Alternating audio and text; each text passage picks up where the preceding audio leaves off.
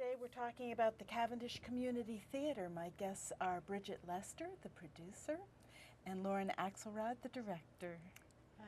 Hi. Hi. So is this a brand new endeavor in Cavendish? Well, 2 summers ago, I directed and produced a production of Spoon River Anthology. My mother had been a director in Mount Holly, and I was in show business myself years ago. So after we did the Spoon River Anthology production, which was a great success at the Cavendish Inn, and as many people as wanted to got involved from the community from the ages of, I guess, 12 to 80. Anyway, they've been after me ever since to do another production. So I decided this summer we would do something, but I wanted a partner. I didn't want to produce and direct the whole thing. So I put out some feelers, and the Weston Playhouse introduced me to Lauryn. And the rest is history. Here I am, yeah. So, not being a theater person, definitions. What's a producer and what's a director? Well, the lines kind of blur a little bit in this context, but in the professional context, the producer is the person who raises the money and puts the creative team together and basically takes care of all the business of getting a play up. And the director is the person who works with the actors, consults with the design team to make decisions about sets and costumes and lights. So one is sort of the business end and the other is the creative end. That's not the case here. I mean, what's great about the relationship that Bridget and I have is that she lives in Cavendish, I don't.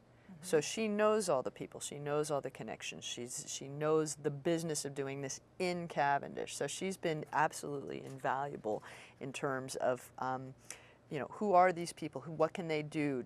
Oh, well, this person did lights 2 summers ago, let's see if we can get them involved. And, and this is where we're going to do the performance. And, this is the person we need to talk to. How to put the feelers out and where those feelers go to. Yeah. Because I knew from 2 summers ago that we had a wonderful team of people here in Cavendish and really dedicated and interested. And everyone who got involved 2 summers ago absolutely came through, whether it was on stage or backstage. So I knew that we had a core.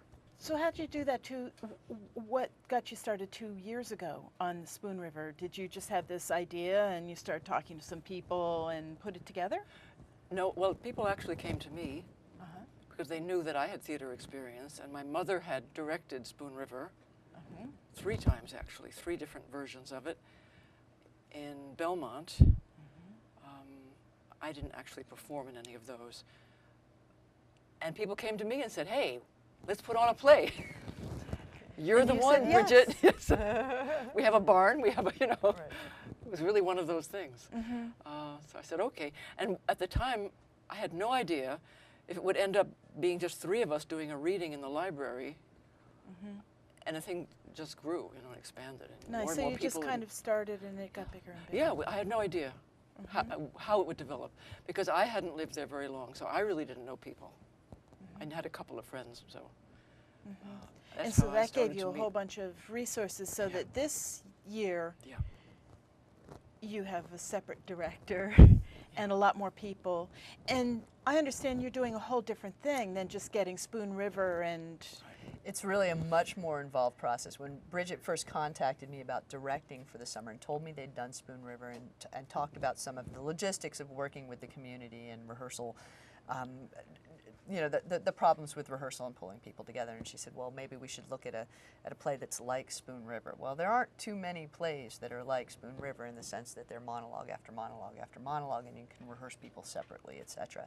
And I said, it would be really neat to see if we could do what is called a community-based performance.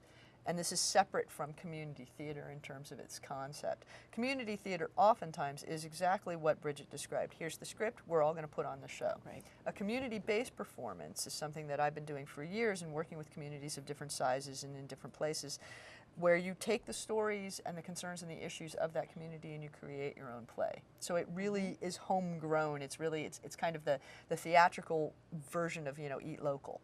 Right. This is tell a local story. And so what we decided to do, and initially there was a little trepidation, just because it's not a process that a lot of people know, was, oh my God, how are we going to do this? When I suggested, why don't we find the stories of the town? And I'd done a little bit of research after she contacted me and discovered that there were some good stories in Cavendish. There were some really good stories.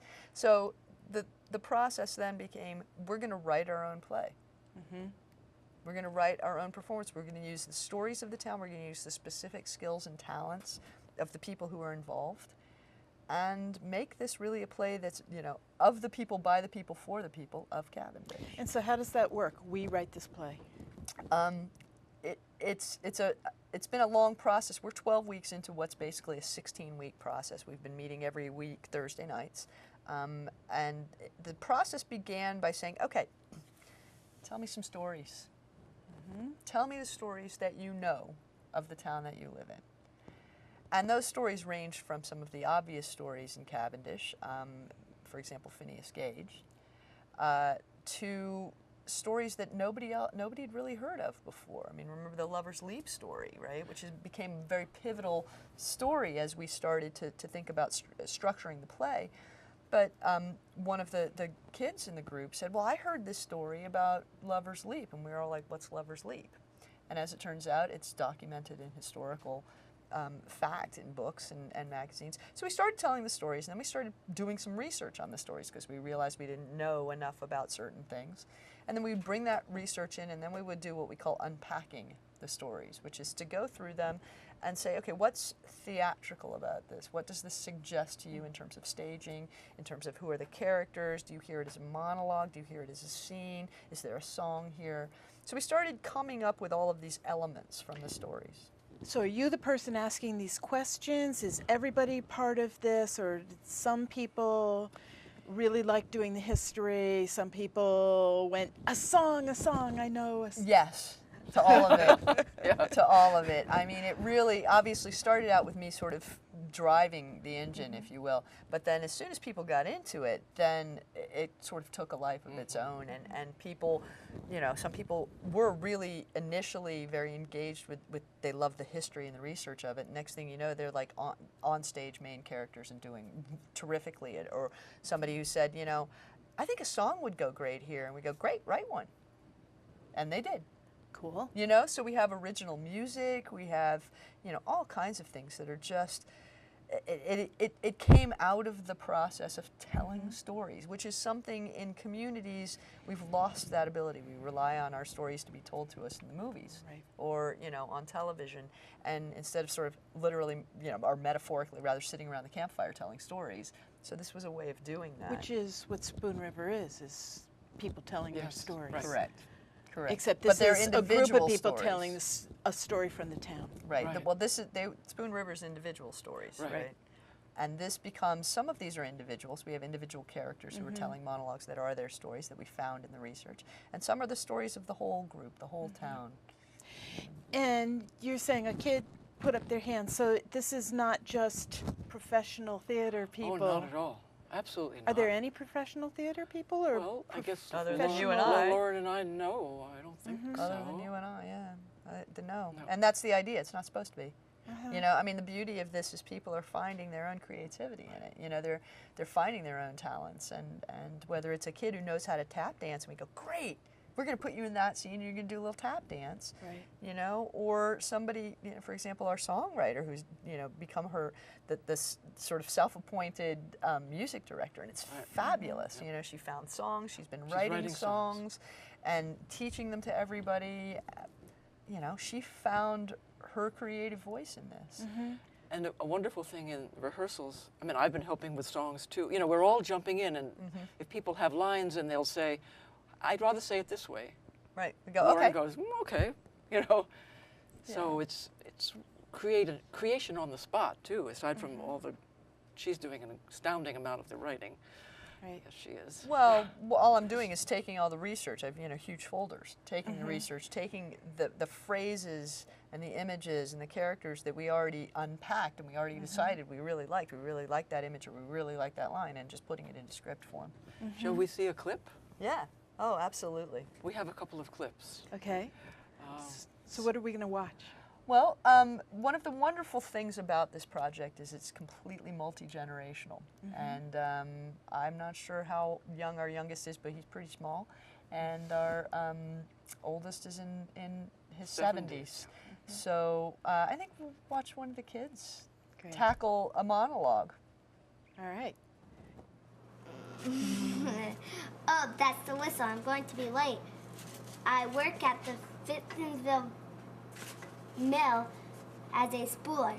That's the person who winds the thread from all the different bobbins onto the spool for the weavers at the looms. It's a big job for a little person, so they had to build me a special platform so I could reach the spooling machine. It's not hard unless thread breaks. Then you have to tie a little tiny knob in the threads. I have little fingers, so I'm very good at tying knots. Someday, I'll be a weaver.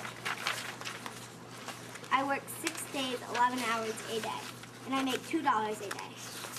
When we have a break, I get to play with some of my friends who also work at the mill. We play hide and seek between all the machines. I like working at the mill, but it's very noisy, with the looms crashing back and forth. Some of the older ladies tell me that if I keep working here, I will go deaf before I'm 12. But I hope not, because I want to work at the mills for the rest of my life. Good job. So clearly you've created a space, I don't know if this is a producer's job or a director's job, but where people feel comfortable enough. In order to find our creativity, we have to feel really comfortable with the people we're around, because I might love to sing and have an awful voice, or you know, have a story that actually is kind of a flop in terms of its theatricality. So is that something that is it something that everybody creates for each other, or is it something that you had an idea about how to make that space? Workshops Yeah. Start with. I mean, the improv and all we started with. We started with doing a lot of what we call theater games, a lot of which are, some of which are to sort of develop the physical and vocal skills that you need as a performer, but others of which are what we would call trust exercises or group building exercises. And people saw, we created an environment in which it was okay to sort of go out on a limb. It was okay to do something, and you know, people would Kind of laugh or silly, not laugh, and so we created an environment in which leaping in and taking a risk was a safe place, was a safe thing to do, and having the kids involved. Yeah, no, what I was going to say is, I think the fact that they all knew each other too, and they know each other well, Helps. Yeah. really made a difference. Yeah. And a lot of them knew me and had worked with me before, and had nobody worked with knew you. me. Well, some of the kids, kids had worked with did. you. Yeah, the So kids did. in one way or another, we all knew each other, Right. which I think makes a big difference too. Right. And Lauren led us through some wonderful exercises. They were just fun and silly, and a lot of jumping around, and it makes people, gets you loose, Right. you know. Making funny noises, and you know. So there's a lot of sort of starting a little slow,